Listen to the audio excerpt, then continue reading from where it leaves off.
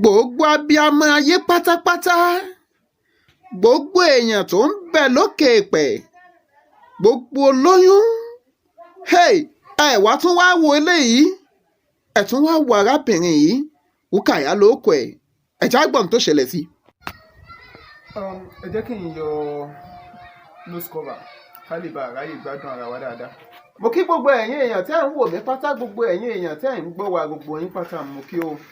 Ojú tẹ́ ẹ fi ń wò wá Ọlọ́run ò ní jó fọ́, etí tẹ́ ẹ fi ń gbọ́ wa kò ní di lágbára Ọlọ́run. Ìlú Ìwó mo wà lónìí, iṣẹ́ àrìnká àwa ti gbà báyìí, kọ́lọ́run ọba mọ̀ pín wá pálókù. Àwa ti gba sí àrìnká mọ́sẹ́ wa, wọ́n sì lẹ́ni tó bá lè rìn yóò mọ̀ pinnu omi. Ìlú Ìwó mo wà lọ́sẹ̀ tó kọjá ńjọ́ Sátidé ni mo lọ sọ́dọ̀ arábìnrin kan Ṣadé nílùú Ọ̀yọ́. Àdúpẹ́ lọ́wọ́ gbogbo ẹ̀yin èèyàn tẹ́ ẹ fowó ránṣẹ́ sí Ṣadé tó jẹ́ pé ìtàn rẹ̀ tọ́ọ̀chì yín, ẹ sì fowó ránṣẹ́ sí i.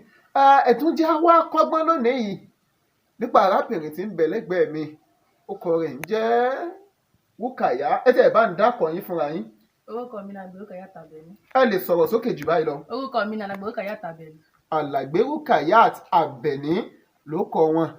Ọmọ bíbí ìlú Ìbò ni yín? Ọmọ bíbí ìlú Ìwó. Ìwó olóòtú ọba, ibẹ̀ la wà lónìí.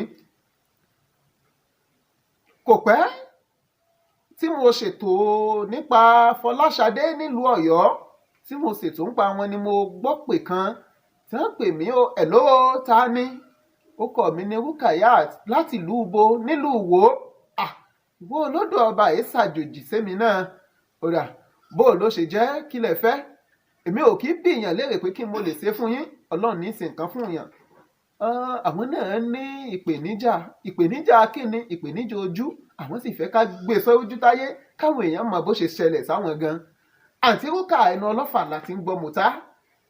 Báwo ló ṣe jẹ́ tẹ́ fi bára yín kọ̀ǹdíṣàn yín? Bí wọ́n ṣe bí mi nìyẹn. Láti kékeré bí wọ́n ṣe bí yín nù. Ẹ fojú yín rí nǹkan kan rí? Rárá. Títóbi Elédùmarè. Mọ́mí yóò sì sọ nǹkan kan pé bóyá ìgbà táwọn ń lóyún àbí nǹkan kan ni. Wọ́n sọ wọ́n kàn mọ̀ pé báwọn ìgbà táwọn bímọ wọ́n bí bí wọ́n ṣe ń bímọ. Ọlọ́run sì ní ojú méjèèjì ní àbẹ́yọ kan. Méjèèjì. Títóbi Elédùmarè. Ọlọ́run ò ní gbà mọ́lẹ̀ ara wa. Àǹtí Rúkà, Ọlọ́run ó la ojú yín, kò sí ní tọ́lọ́run ò lè ṣe.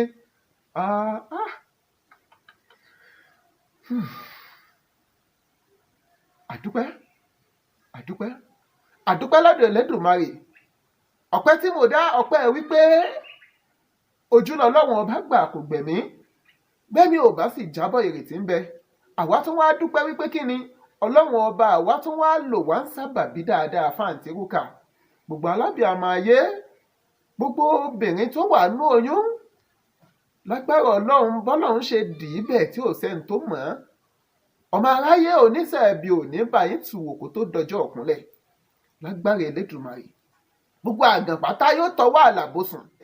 Ẹ ṣàrẹ̀ lógúnlógún, ẹ ṣàrẹ̀ lọ́gbọ̀nlọ́gbọ̀n, lẹ́gbẹ̀rún. Ó kéré jù dákun jọ̀ọ́ bá ń ṣàrẹ̀ fún èèyàn 3.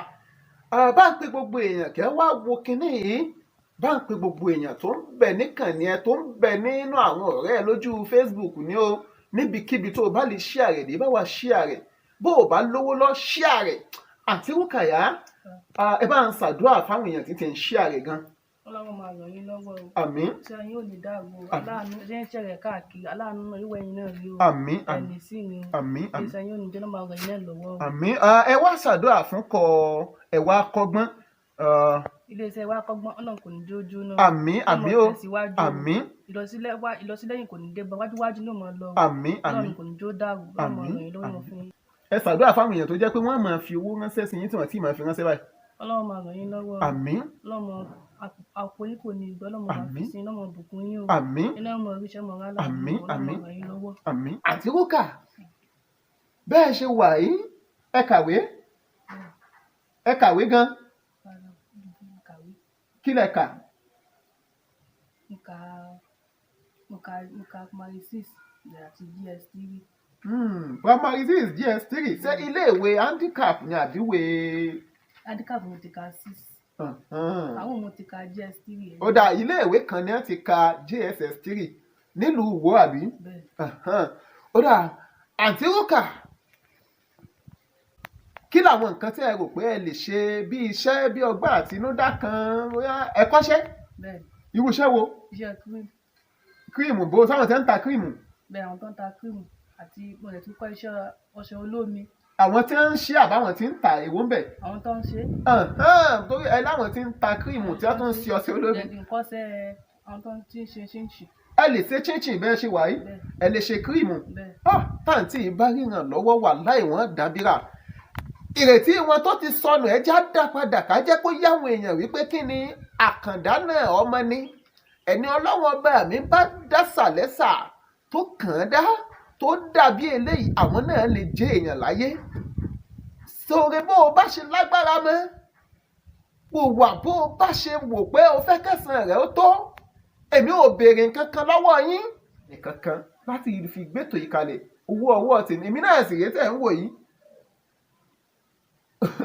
tálíkà ọlọ́run ni mí èmi náà ò ní nǹkan kan lọ ìtàtún fàǹtí rúkà lónìí náà lágbára ọlọ́run inú àsùnwọ̀n mi ni ó ti jáde kí n tó máa bò èmi gan fúnra mi káyé tó ń bẹ lọ́wọ́ mi wàláhì 7,400 naira àti gọkọ̀ náà àwọn ò ní mọ́tò ọlọ́run ó ṣe é ọlọ́run tó rán wá ń sẹ̀ yìí yóò pèsè gbogbo nǹkan tá a fi ṣe èmi náà yẹ ṣe tó lówó kan lọ títí ṣùgbọ́n bọ́lọ̀ ń bá ti fún wọ tó o sì rẹ́ni tó jẹ́ pé ìwọ tún ní díẹ̀ jùlọ ìwọ náà ṣe fẹ́ lómi àǹtí Rúkàyà lágbára ọlọ́run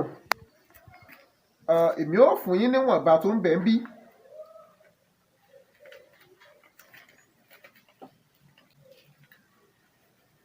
yín fún yín níwọ̀nba tí mo lágbára ṣe é mú owó kàṣẹ́ ẹ̀ lè kà báyìí 500 ní mélòó ní bẹ́ẹ̀bẹ́ẹ̀ mẹ́rin ó jẹ́ lò 2,000 naira fẹ́yìn tẹ́ bá ní àṣẹ́nu owó tí ó fún un mo sọ lẹ́ẹ̀kan ìwọ̀nba tèmi náà ní ni mo fún wọn gbogbo ẹ̀yin èèyàn tẹ́ ń wò wá ìtẹ́yìn náà bá ní lágbára ẹ bá fi sọwọ́ ránṣẹ́ sí àǹtí Rúkàyà àǹtí Rúkàyà ẹ mà ká nọ́mbà yín lórí ẹ pé 00 68 28 5198 ẹ tún pè 00 68 28 5198 báǹkì wo Sterling Bank Sterling Bank kí ló kọ tó wà ńbẹ̀ Akeem Abeni Rukayat Akeem Abeni Rukayat ẹ tún àkáǹtì nọ́mbà yẹn pè 00 68 28 5198 Sterling Bank Akeem Abeni Rukayat. tẹ́ ẹ bá wá fẹ́ pè mí yálà ìwọ náà wà nínú condition báyìí kò ní sú mi láíláí kò sí ní tọ́lọ́run ò lè ṣe wá lọ́nà míì kó jẹ́ pé iṣẹ́ tí mò ń ṣe ọlọ́run lè ní kí n tún ní owó mi lọ́wọ́ tí wọ́n kódà lójúmọ́ kan lágbára ọlọ́run mo fẹ́ máa ṣe tó jẹ́ pé mi go ò ní lè kàyé lónìí yìí o àti ṣètò èèyàn 5-6 láàrin ọ̀sẹ̀ à ní lè kàyé èèyàn tá a bá ṣe mọ́ àwọn èèyàn tẹ́ ń nílò ìrànlọ́wọ́ pọ̀ gan èmi náà ò ní lọ́wọ́ bí mo ṣe wí mi ì ní lọ́wọ́ ṣùgbọ́n wọn bá tí n bá ní tí n bá fi ṣoore ó wà lákọọ́lẹ̀ lọ́dọ̀ ọlọ́run ọba tó dá mi wàláhì tàláì gbogbo àwọn tá a bá sì ń gbé wá kọ́bọ̀ àní gbà lọ́wọ́ wọn nú ẹ̀ wàláhì pé àwọn alábàáyín ṣètò tí wọ́n fi fún yín lówó wàláhì àǹtí Rúkàyà bẹ́ẹ̀ nìkan bá pè yín lẹ́yìn ètò tó ní Akínwálé ìdùnnú ní kẹsàn ìdíye báyìí èmi kọ́ mo rán o ìgbà nǹkan kan lọ́wọ́ ẹ̀ wò 5 naira ló kéré jù tí wọ́n bá ní àwọn alábàáyín ṣètò ẹsẹ̀ ìdí ẹ̀ ìwí bẹ́ẹ̀ èmi kọ́ ìfún kó jẹ́ mi kí n wá wájú yín gan bóyá ni òun lo àwọ̀ mi ní kì í ṣe 5 naira 5 naira kí mo wí 5 naira tó kéré jù tẹ́ ẹ bá ti rówó ẹ̀yin lẹ́ni nǹkan yín gbogbo tẹ́ ẹ bá ní pátápátá wàláhì ẹ̀yin lẹ́ni 081 029 75473 ní nọ́mbà tẹ́ ẹ lè pè mí sí yálà o nílò ìrànlọ́wọ́ ni tàbí wọn náà ń fẹ́ dá sọ̀rọ̀ àǹtí Rúkàyà bóyá nǹkan tó wá fẹ́ fi lè ṣòwò tó jẹ́ nǹkan nílá ìlé fi nọ́mbà àǹtí Rúkàyà ta ilé ayé ti gbẹ̀gẹ́ ẹlòmíín lè pè wọ́n òun lẹ́bùn kan pàtàkì láti fún wọn kọ́lọ́ mọ́jẹ̀ tàn wá lọ ṣùgbọ́n wọn tó pè wá tó o nílò nǹkan láti ṣe fún wọn tó o fẹ́ bóyá o ní nǹkan kan láti wí tàbí o fẹ́ pèsè nǹkan kan fún wọn tọ́lọ́ ń fẹ́ lù ọ́ dáadáa fún wọn 081 029 75473 lẹ́ẹ̀kan sí i 081 029 75473 nọ́mbà tèmi nù ó dàbọ̀.